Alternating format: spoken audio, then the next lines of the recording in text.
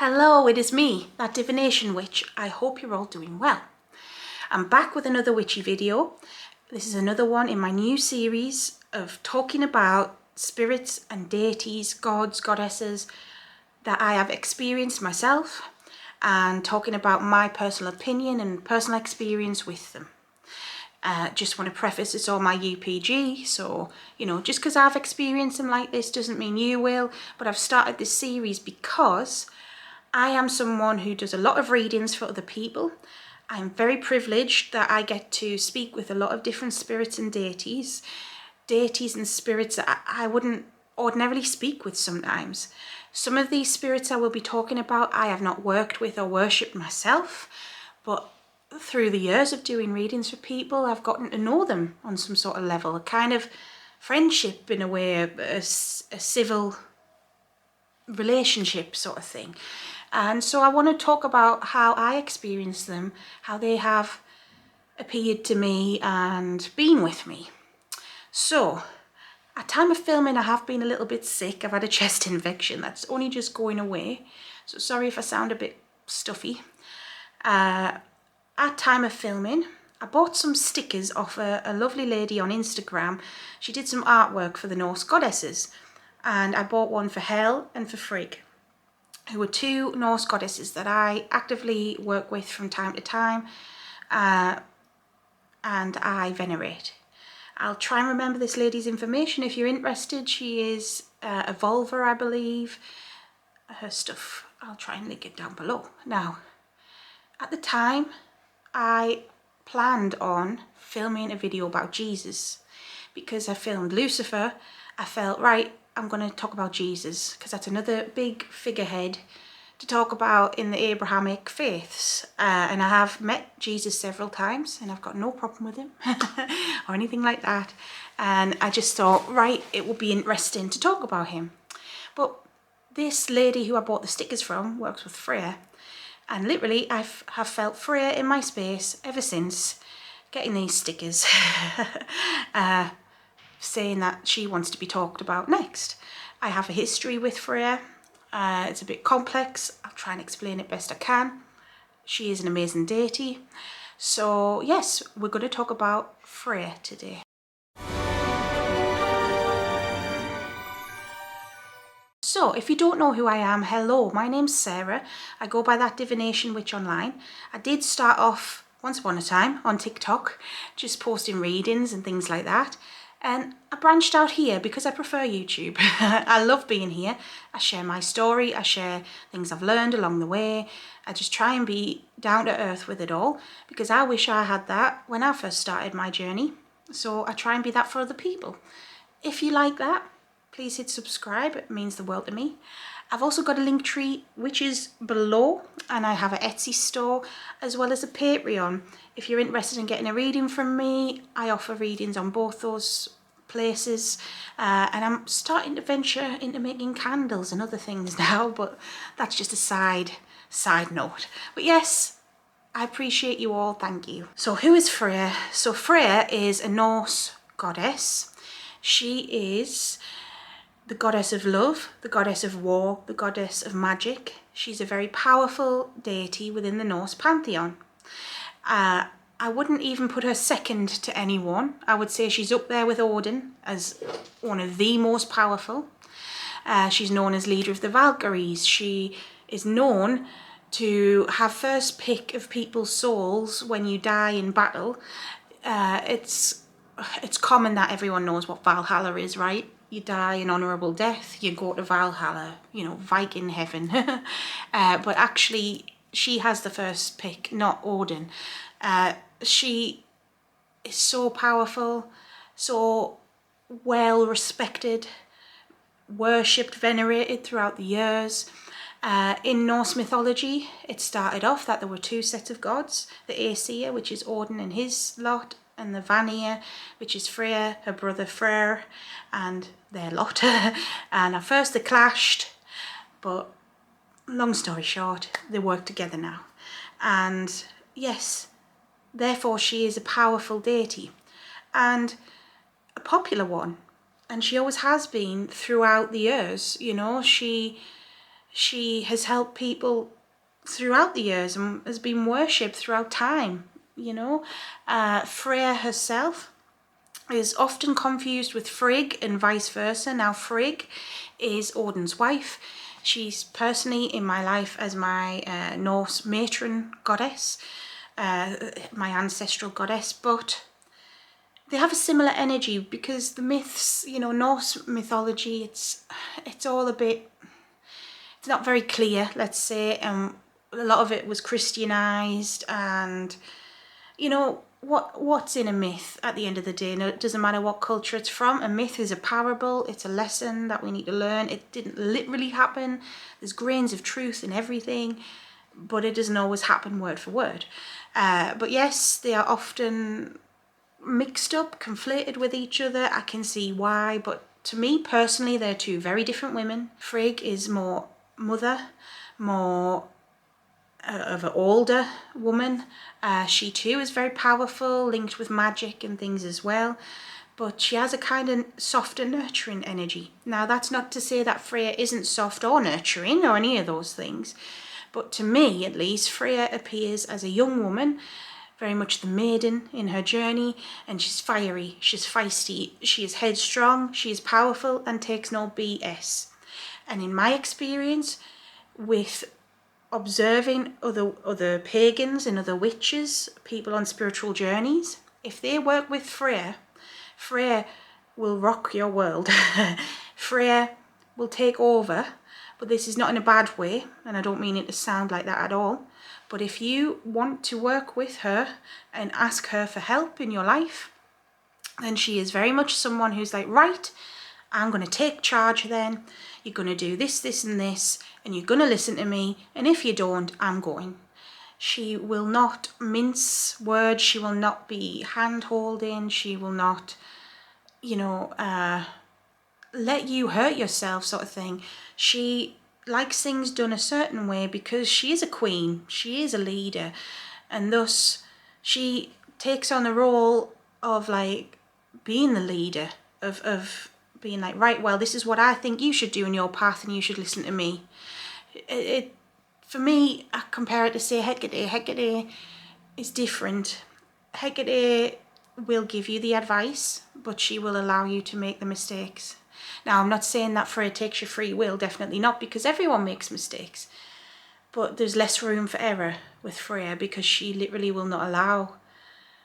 I've known her to not allow other spirits in. I've known her to be like, right, well, you can only work with, you know, these spirits or these deities.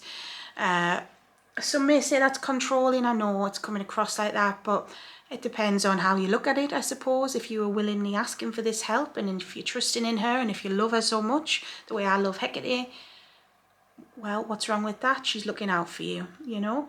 It's never ever to harm anyone. It's to help people on whatever their journey is. And that's my experience of her with other people.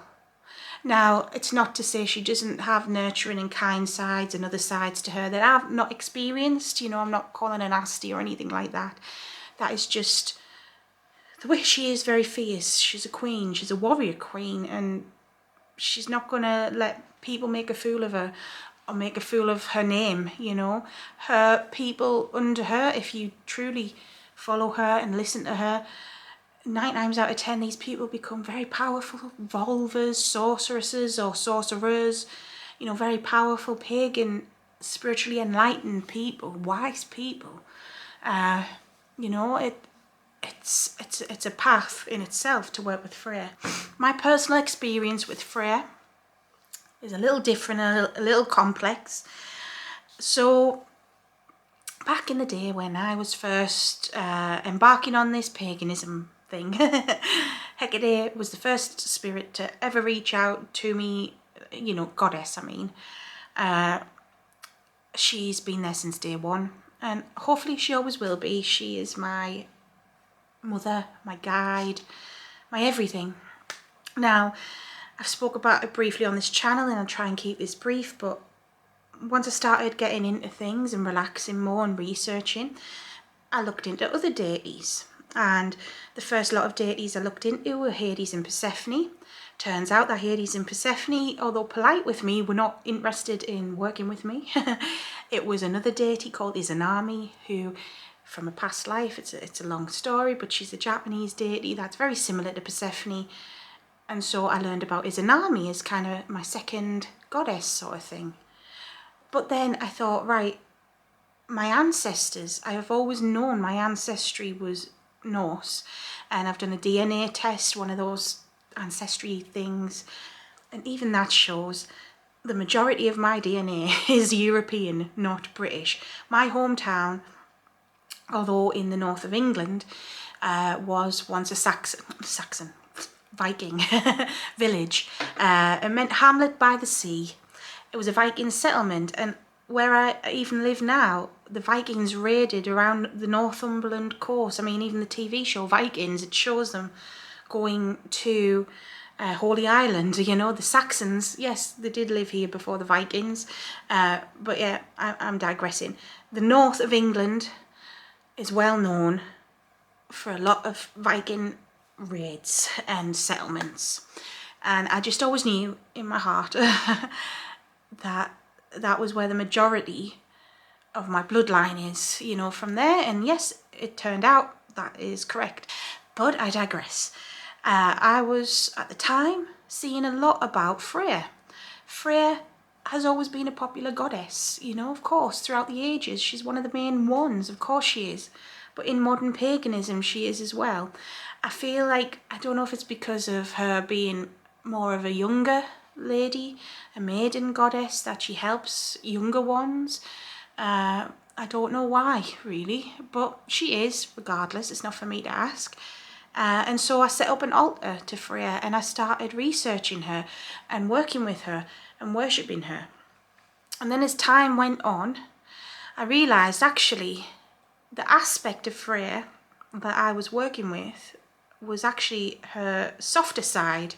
And I don't know what you'd call it other than her Saxon side, because the Norse religion, you know, it's complex even for my mind, because I'm not an archaeologist. I nearly said alcoholic. I just choked.